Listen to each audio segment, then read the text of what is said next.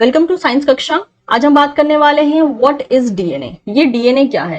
DNA का नाम जो है अक्सर आपने बहुत जगह सुना होगा, जैसे कि मूवीज हो गई। इसके अलावा कोई क्राइम होता है तो न्यूज चैनल में भी दिखाया जाता है कि डीएनए सैंपल को यहाँ भेजा गया है, टेस्टिंग के लिए भेजा गया है। तो डीएनए ये एक्चुअल में है क्या और इसकी इतनी इंपॉर्टेंस क्या है? तो चलिए इस वीडियो में हम इसी जानकारी को जो है देने वाले हैं।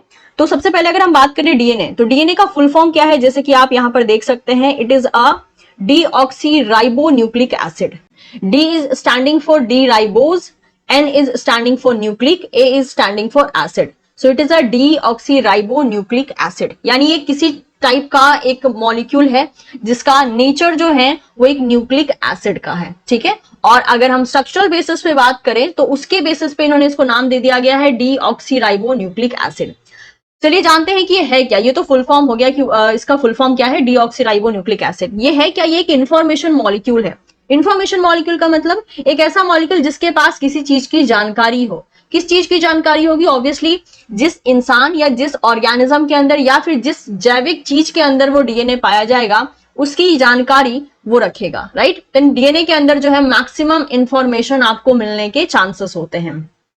इसको हम हेरिडिटरी मटेरियल भी कहते हैं। हेरिडिटरी मटेरियल क्यों कहते हैं? क्योंकि डीएनए के पास ये क्षमता है कि वो पेरेंट से ऑफस्प्रिंग में ट्रांसफर हो सकता है, और जब वो ट्रांसफर होता है तो उस वक्त पे जो इंफॉर्मेशन उस डीएनए के पास होती है वो इंफॉर्मेशन लेके भी वो ट्रांसफर होता है। तो मान लीजिए अभी आज के टाइम में अगर एक पेरेंट्स हैं, कल को जब उनके बेबीज होंगे तो वो पेरेंट्स अपने डीएनए को अपने बेबीज में ट्रांसफर करेंगे, और जब उनका बेबी बड़ा होगा तो उसके बाद वो अपने आने वाले जनरेशन में, अपने आने वाले चिल्ड्रंस में जो है उस डीएनए को ट्रांसफर करेगा। तो ये जो इंफॉर्मेशन मॉलिक्यूल है ये हेरिडिटरी मटेरियल भी है, क्योंकि ये जनरेशन टू जनरेशन पास हो सकता है। और हम इस इंफॉर्मेशन मॉलिक्यूल को जो है जेनेटिक मटेरियल भी कहते हैं, क्योंकि ये सारा जो भी जेनेटिक मेकअप होता है एक ऑर्गेनिज्म का, उस सब चीज की जानकारी इसी डीएनए मॉलिक्यूल के अंदर पाई जाती है।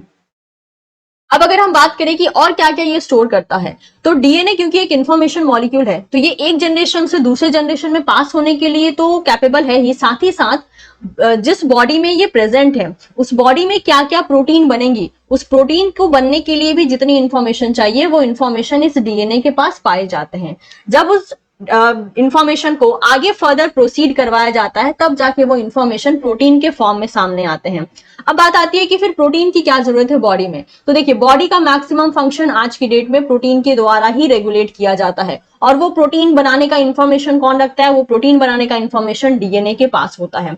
डीएनए से वो इंफॉर्मेशन किसी और फॉर्म में ट्रांसफर होते हैं, फिर उस फॉर्म से वो इंफॉर्मेशन प्रोटीन में ट्रांसफर होते हैं। और सिंपल भाषा में कहा जाए तो अभी मान लीजिए इनकेस अगर आपको बेसिक इंफॉर्मेशन नहीं है रिगार्डिंग द डीएनए, तो मैं एक सिंपल भाषा में कहूं तो डीएनए से इंफॉर्मेशन जो है एमआरएनए में जाता है, एमआरएनए से वो इंफॉर्मेशन प्रोटीन में कन्वर्ट हो जाता है, और इस तरीके से बॉडी में प्रोटीन्स चले आते हैं और वो प्रोटीन अपने डिजायरेबल फंक्शन को करने के लिए बॉडी में रिस्पॉन्सिबल होते हैं। बॉडी के नॉर्मल फंक्शनैलिटी के लिए बहुत जरूरी होता है कि हमारी बॉडी में सभी प्रोटीन टाइमली बने और टाइमली उनका जो है एक्शन हमारी बॉडी में देखा जाए। अब अगर मैं बात करूं कि डीएनए पाए कहां जाते हैं, कहां कहां पे लोकेटेड होते हैं, तो देखिए जो हमारा मेन डीएनए जिसे हम हेरिडिटरी डीएनए या फिर जेनेटिक मटेरियल कह रहे हैं वो न्यूक्लियस में पाया जाता है, और इसलिए हम इसका नाम न्यूक्लियर डीएनए भी रखते हैं। इसके अलावा बॉडी में कुछ और भी ऑर्गेनेलीज होती हैं जिनके पास उनका खुद का डीएनए होता है, लेकिन ऑब्वियसली क्योंकि वो न्यूक्लियस में नहीं पाए जाते तो इसलिए हम उनको न्यूक्लियर डीएनए नहीं कहते हैं। जिनमें से इंक्लूड हो गया कुछ ऐसे ऑर्गेनेलीज जैसे कि हो गया माइटोकॉन्ड्रिया एंड क्लोरोप्लास्ट। इसके अलावा अगर हम इसके स्ट्रक्चर की बात करें तो डीएनए जो है एक डबल हेलिकल स्ट्रक्चर होता है। अब ये डबल हेलिकल स्ट्रक्चर क्या होता है, देखिए यहाँ पे आप देख सकते हैं कि यहाँ पर एक रोप की तरह, एक रस्सी की तरह आपके पास दो लाइनें जा रही हैं। इस दो लाइंस को हम डबल हेलिक्स कहते हैं, क्योंकि एक स्ट्रैंड के फॉर्म में है तो इसे हम डबल हेलिकल स्ट्रैंड्स कहते हैं। अब अगर हम बात करें कि डीएनए किससे मिलकर बना होता है, तो डीएनए जिस बिल्डिंग ब्लॉक से मिलकर बना होता है उसे हम न्यूक्लियोटाइड कहते हैं, और ये टोटल 4 न्यूक्लियोटाइड्स हमें यहाँ पे देखने को मिलते हैं। इनका नाम है एडेनिन, थाइमिन, साइटोसिन, ग्वानिन।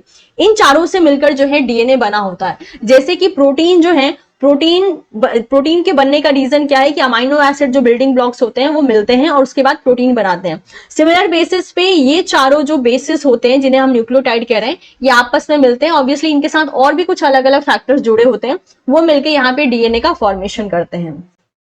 इन चारों को जो है हम नाइट्रोजनस बेस का भी नाम देते हैं, और इस तरीके से ये डीएनए की आइडेंटिटी को मेंटेन रखते हैं। जो ऑर्गेनिजम्स प्रेजेंट हैं उनमें जेनेटिक मटेरियल्स पाए जाते हैं, कुछ मैक्सिमम ऑर्गेनिज्म में जो जेनेटिक मटेरियल पाया जाता है वो डीएनए होता है। कुछ ऑर्गेनिजम्स ऐसे पाए जाते हैं जिनमें की जेनेटिक मटेरियल आरएनए होता है, जैसे कि हो गए वायरसेस। कुछ वायरसेस में आपको जो है जेनेटिक मटेरियल आरएनए देखने को मिलेगा, और कितने ही ऐसे फॉर्म्स हैं लाइफ के जिनमें आपको जेनेटिक मटेरियल डीएनए देखने को मिलेगा। अब अगर बात करें कि हमारी बॉडी के कौन कौन से ऐसे पार्ट हैं जिससे कि हम डीएनए कलेक्ट कर सकते हैं, जो कि डीएनए का सोर्स बन सकते हैं, तो जैसे कि आप देख सकते हैं semen, skin cell, tissue, organs, muscles, brain cell, bone, teeth, hair, saliva, mucus, finger nails, urine, faeces, इन सभी से इनफैक्ट किसी सामान को जब आप टच करते हैं ना तो वहां भी आप जो है अपने फिंगरप्रिंट के फॉर्म में अपना डीएनए वहां पे लीव करके चले आते हैं।